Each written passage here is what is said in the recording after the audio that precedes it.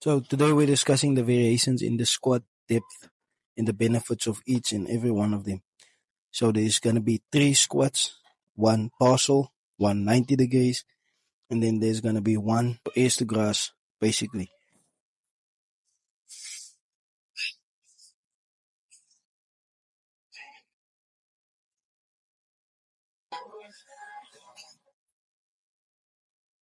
So, not the fanciest squat, but this is the first variation. I will do this when I'm like just starting out to warm up the hips. Again, like most of the guys are looking at me weird now because I've done it like that. This is the first time in the gym I've done it. Parcels, parcels. But what I want to do is like you just warm up your hips with that one.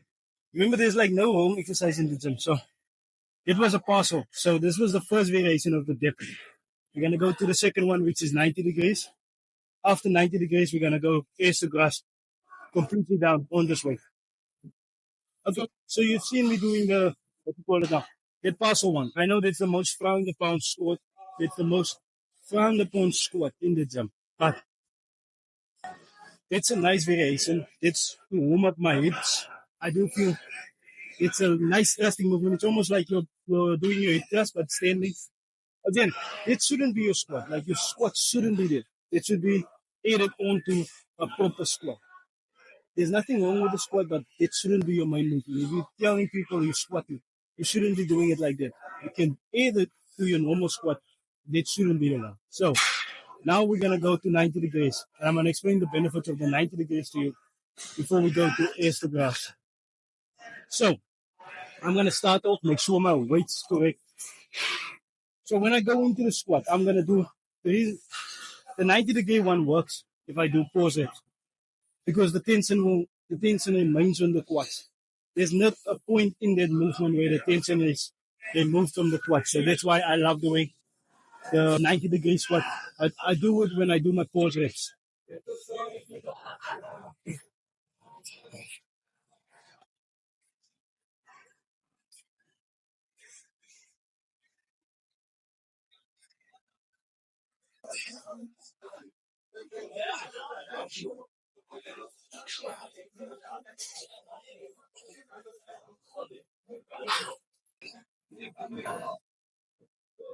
So just a pro tip. You saw how the weight was buckling when I took it off. When that happens, you immediately react the weight. But because this is still light for me, weight will not compromise it. But like when you go closer to 80% of your max and 90%, then when that happens, you immediately reset before you go down again. Yep. So like I said, the 90 degrees is supposed to be done. Here's your main squat, because that's a proper squat depth.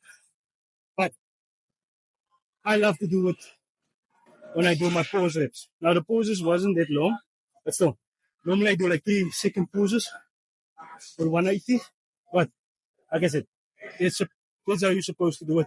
The benefits of it, there's always tension on your quadricep muscles. Unlike with the partial one. So the last one we're gonna do before I add on more weight is the air to grass.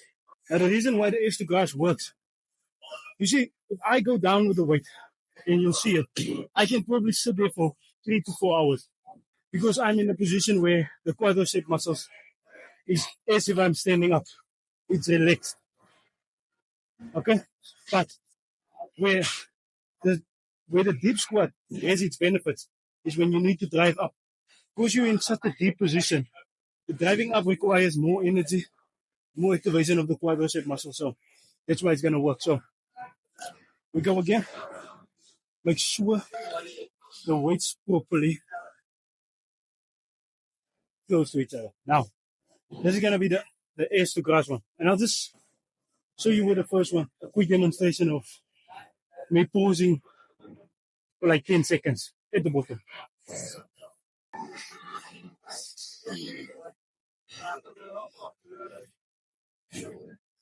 So, like I said, you can sit here the whole day.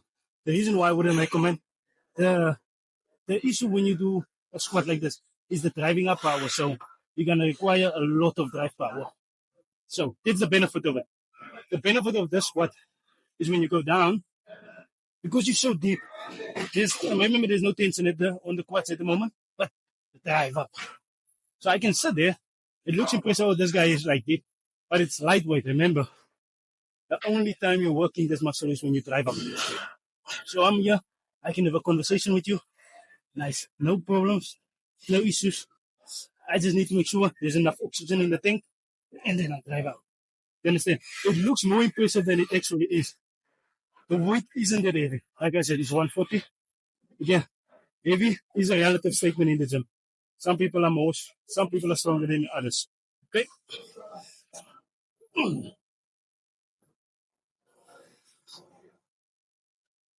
So, it's your three variations of your squat depth. The first one is the partial one, the most frowned upon one.